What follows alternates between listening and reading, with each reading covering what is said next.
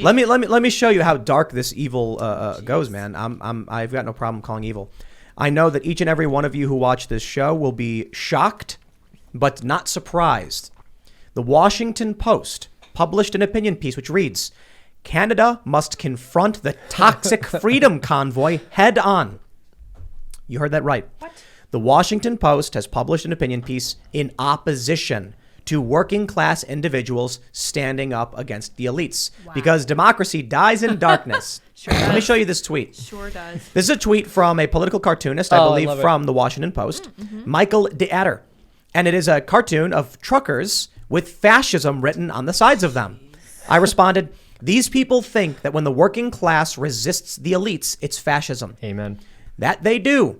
And they write this article saying, "The convoy is, by and large, a fringe group, an unfortunate minority in which the further minority of insidious extremists lurk, bolstered by conservative politicians. Time and time again, we learn the lesson, or at least come across it, that teaches us that rage-soaked anti-government types can't be reasoned with. This time around, the convoy has produced an incoherent memorandum of understanding, premised upon a misunderstanding of government and absurd demands. Of course, the memo should be ignored. It's the product of a temper tantrum. But doing nothing is a risky, suboptimal strategy." Also, that's right. The working class are the problem, I guess. This ridiculous article wasn't a temper tantrum, but these working class people trying to stand for their jobs was. Also, I love how he called them fascist and then called them anti-government. I don't know. No, that was different. Okay. The fascist was the cartoonist. Oh, that's right. You're right. I'm sorry. I shouldn't confuse those. Right. I love that cartoon, and part of why is because, so as a political cartoonist, you know, sometimes you swing and miss, but I can't imagine doing a cartoon where you like literally just drew a picture and then wrote bad on it. That's what he did. Sure did. I'm going to draw trucks and write fascism. Right, Yes. bad. You just rip off Ben Garrison. Yeah, He even signed it like Ben Garrison. He's just, but Ben Garrison does label everything in his Everything he comics, does. but at least they're still funny. So I checked the author. David Moskop wrote that op-ed, and so about the author, David Moskop is a political theorist with an interest in democratic deliberation. What does that mean? Well, I guess he wants us to have democracy where we are deliberative in our coming to conclusions, unless, of course, that deliberation leads to conclusions that are adverse to David Moskop's, at which point it becomes fascism, right? That's, to me, the irony is rich. His book is Too Dumb for Democracy, so clearly he's smarter than everybody else, too. Wait. Those daggone truckers are messing everything up. His book is called Too Dumb for Democracy? It is. Well, it's an admission. Oh, yeah. Profession through projection. Was that his autobiography? Next week's guest on Timcast, David Moskop. Yeah. No, I don't know about that.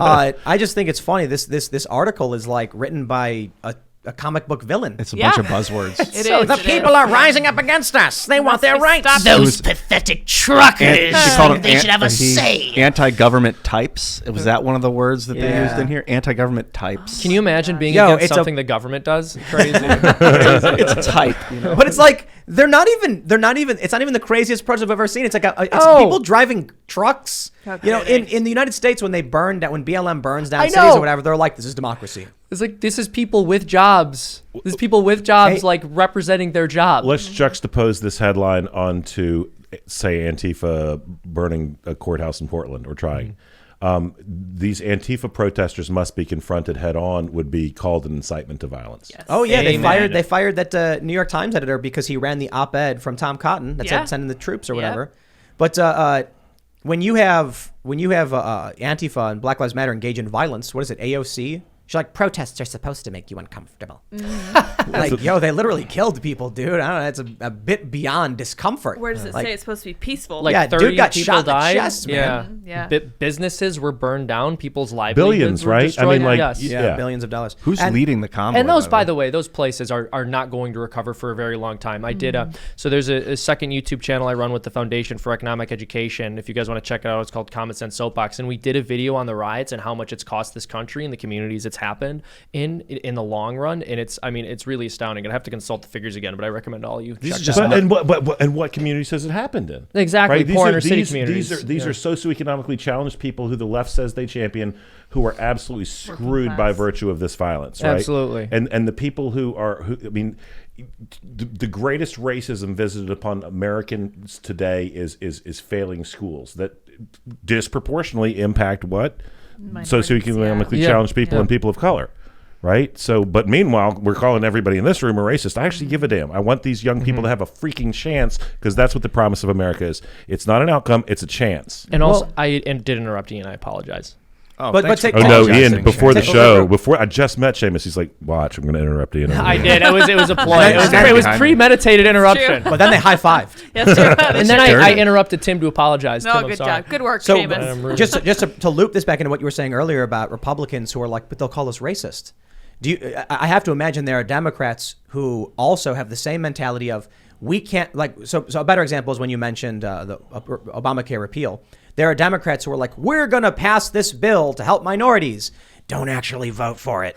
Like in that video where AOC is sitting down and then Nancy Pelosi walks up to her and wiggles her arms on C-SPAN. You don't know what they say, but then all of a sudden AOC changes her vote. Things like that, I'm sure they're happening. Like, no. We have to pretend like we just narrowly didn't get this passed so we can earn votes. So they give leave to certain members in certain districts to vote a certain way because they think it might be politically helpful. Dude, I don't want anyone representing me who won't vote the way that they told me they were going to vote when they ran for office. It's tribalism. It's just, that's what it is. It's So my dad was a realtor, but his political theory was like, here's a novelty, tell people what you're going to do and then try to do it. Right? Yeah. And it'll work. And, for, I don't know, 10, 12 years in elected office, it did for me. But, that's gone, right? I mean, we're hosed, So, Tom, can I ask you, it sounds like working within the system, you saw a lot of things that were very disillusioning. I'm curious, would you say that you became more pessimistic about the political system, or did you maybe become more optimistic about your ability to affect change outside of it? Ultimately, where would you say it's placed you? Dude, so I'm on 3 committees. I'm on Homeland Security, which is, and this is past tense, but which is like the worst committee there is. It sounds super cool, but like they have no power because everything's a turf war in D.C. and it's a new committee, so nobody relinquished any power. So we just go talk. I'm on Foreign Affairs, which I fell in love with, which is where they go to warehouse the pro-liberty people. Like, how much harm can a legislative branch guy do when he's in an executive branch arena, Foreign Affairs? And then I'm on Education and Workforce. And you go to these committee meetings, there's 50 members in the committee, and somebody fact-checked me, it's probably 51 or 49, I don't know them. But like normally there's 5 or 6 in the room. They come, they do their 2-minute talk, they ask some questions, they leave. Right? Because we've gotten so far beyond the enumerated powers envisioned by the founders that nobody can carry the bandwidth, and they know nobody cares, which just pisses me off because this stuff matters. And so nobody's ever there. Mike Rowe comes in from Dirty Jobs to speak to Ed and Workforce. And he starts out, by the way, when I grow up, I don't know if I want to be Tim Pool or Mike Rowe. Yeah. But one of them. Mike Rowe's pretty rad. He's pretty great. But so Mike Rowe starts off by saying, I'm Mike Rowe, and I'm a trained professional opera singer, and I know nothing about Ed and Workforce, but I care passionately about it, right? That's how he starts. But every single butt is in seat. Every Democrat's in the room, every Republican's in the room. And they're all scrawling down what Mike Rowe, who starts his comments by saying that I'm not an expert, but I care about this. They're writing stuff down. And so that's when I thought, like the Aristotle quote, like, you give me the storytellers, I give you the future. And I'm hating Washington from the second day I'm there. I'm like, this place is broken beyond my ability to fix it. And the coolest thing I've ever done is like literally snatch people out of prison against the will of the president and the committee chair and everybody, because I wanted to do something freaking mattered. And I thought, son of a bitch, I can do more good telling stories that aren't being told than I can ever do in office.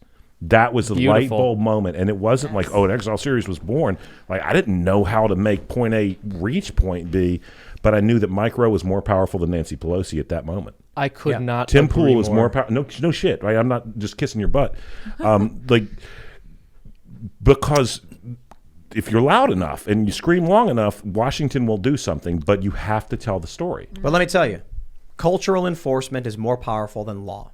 So the way I explain it is that we have a bunch of laws on the books that no one ever enforces. Laws, you can there's books called like Silly Laws, and there's one where it's like you can't put a pie on the windowsill on Sundays.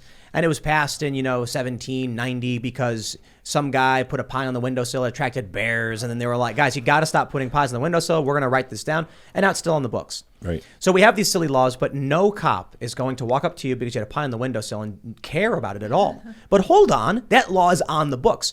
Does the cop just get to decide I won't enforce that law? The cop doesn't even know the law exists. So if the culture changes, it doesn't matter what a politician says. Yeah, we've Right. Why do people not beat their wives, hopefully? because you don't beat your wife because it's a jackass, horrible thing to do. Yeah. Yeah. It's been illegal, but that's why people don't do it. So you're exactly right. But we had a conversation a while back too about cops choosing. I think we had some former cops on the show saying like, well, cops can't choose what laws to enforce. I'm like, they literally do every single day. Otherwise, they'd be arresting some dude for having a shower on a Tuesday in Massachusetts or whatever, because these laws are on the books. But just as important, now there are sort of benign, the pie on the windowsill on Sunday laws that are still in the books. But then there are laws that are still in the books that are never going to be enforced because they're horrible, and the politicians still lack the courage to repeal them. My favorite that I had anything to do with was Virginia had, up until 2016, a crimes against nature law in the books, which made it illegal for anyone to have any sex other than missionary between a man and his wife. It was a freaking felony. Wow. It was a felony to have any sex other than missionary between a man and his wife. And it was on the books. It was a felony. And so in 2005... Why weren't cops enforcing it? So there's a story. In 2005, a Democrat named Patsy Ticer from Northern Virginia carried a bill to repeal it, and it failed.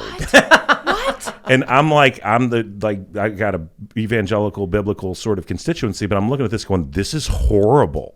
So I write the repeal bill, but I carved out to leave it illegal if it was an adult and a minor, right? Because, and then the headline was Garrett's obsessed with teenage sex. And I'm like, wow. Only when it's my teenager and your 40-year-old, then we're locking your butt up for that. But we took that off the books because here's the thing, as a former prosecutor, every law that's on the books that's selectively enforced or not enforced waters down the meaning of every law that's on the books that is enforced. Because I, as a rational thinking person, will go, why do I obey that law? They don't enforce Exactly. that one. Or they don't enforce that one uniformly. But back to your point about this show or any other show, people need to realize if tomorrow every single person woke up and just said the U.S. dollar is no longer the currency I care about, Bitcoin is, then Bitcoin is currency and the dollar is worth nothing, so long as a system has confidence in it. So these are really important points for people to understand the philosophy of how our society works. When Republicans are like, we're going to get a bunch of judges appointed, I'm like, wow, that's completely meaningless. Because when they come out and they get a Supreme Court ruling, the federal judges won't really matter. When they come out and everyone on TV says, you're racist, and then GOP members are like, we can't pass that bill, they'll call us racist. The cultural enforcement is substantially stronger than any statutory law. Yeah, I remember having a conversation with you a while ago. I think it was around the time we first met, but you made a good point that as long as you change the language, you don't actually have to change law. So I think this was off the heels of the civil rights laws being interpreted as saying you had to cater to certain delusions with respect to transgenderism, which is certainly not what was intended back in the 1960s. But because our cultural understanding shifted, it was argued that this law was actually meant to be enforced in a very specific way. So just sorry to interrupt, but the specific point you're referencing, just so people, and then I'll throw it back to you, but is if the 1964 Civil Rights Act says, you can't discriminate against, the basis of sex or whatever, or they say, women have the right to X, Y, and Z equal to men. If those laws in the books use the word woman, but then later on, you have a major cultural push to change the definition of the word woman, the law changes after the fact. Exactly. And I agree with, this wonderful Aristotle quote about storytelling, I wholeheartedly agree with that. I think it's so important for people to recognize that the best avenue for political and cultural change isn't just political. I mean, that's part of it. You do want something there, but it's really shaping hearts and minds. And this is a huge part a huge reason why I think it's good to just stay away from Hollywood entertainment generally. Even if there's not anything in it that you think is particularly morally objectionable, a lot of these stories are written by people who hate you and hate your family and hate your way of life and want to reshape the country. And the idea that the kinds of stories that they tell aren't at all going to have their worldview bleed into it and influence you on some level is just ridiculous in my opinion. When you say they hate you, you mean that more that they your way of life. They work counter to your belief in because they don't know you. So they don't know you as an individual person, but also the idea, well, so let's say you have a Christian or a Trump supporter or a conservative who's listening to this right now. There are many screenwriters in Hollywood who would say, I do hate that type of person. Well, you said they don't know you, but they think they know you. Exactly. Well, that's exactly going back to your reference of this show, and we can mention many other shows, be it Ben Shapiro, Steven Crowder. The pro-life movement is a really good example. There was this really funny thing that happened we were talking about where this Democratic congressman said, if pro-lifers or if Republicans think that life begins at conception, then I'm going to pass a bill that makes men financially responsible for babies starting at conception. Based. There you go. And they posted it in this like leftist, they posted it in this, like leftist subreddit, and they were like, haha, that'll show these conservatives.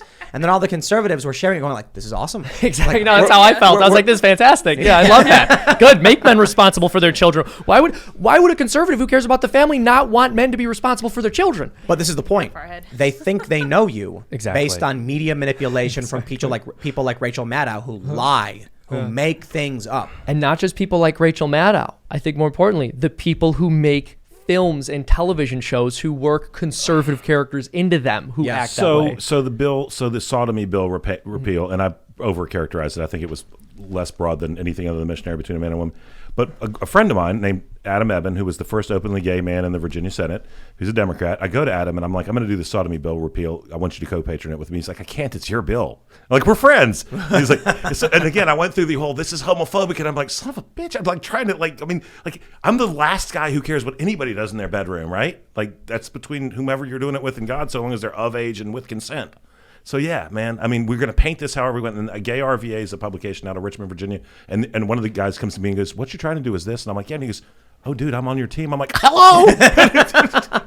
It's really commendable that Tribalism, you man. actually made a bill to repeal another law. Like, I think these laws should have sunset clauses built in, so you don't have to go through all the effort. It's just Well, like, are we Loving gonna v. keep it Virginia, alive? right? We had a bill on Yeah. the books that says that you can't marry somebody of a different race. WTH, right? I mean, like two human beings who are in love, right? So what do I want for my kids? I want them to be happy. Now, I'm a person whose life has been changed by God's grace.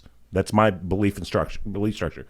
But what I really want, because happiness is like more valuable than gold, dude. It's so rare. There's a good for your probably genetics. an urban legend, but they say that is a Reddit post. It was like when John Lennon was a kid, his teacher said, "What do you want to be when you grow up?" And he wrote down in his assignment, "happy." And the teacher said, "You've misunderstood the assignment." And he said, "You've misunderstood life." I don't think he really did that. No, I don't think he I don't did. think John Lennon's that interesting. I don't Right, think he would yeah. say something like that as a I child. think you might have, actually. It is John Lennon. No. Hey, you made an interesting point that cultural enforcement overweighs law. And I think that's because law is a type of cultural enforcement. It's just a specific one. But it's downstream. Yeah, it is. It's like a little bit of it. The grand cultural enforcement is media. You see that. So people say Redefining this, language. people say that like law and politics are downstream of culture, and there's truth in that, but I think it's much more cyclical because the laws that we have do influence the way people think. So you were mentioning this earlier about how certain outdated laws on the books that are no longer enforced, or laws that people don't care about, actually shape a person's understanding of other laws. And I think on some level we could argue that that's cultural. The law is a teacher. Thanks for checking out this segment from the Timcast IRL podcast. If you want to watch live, you can check out this channel Monday through Friday at 8 p.m.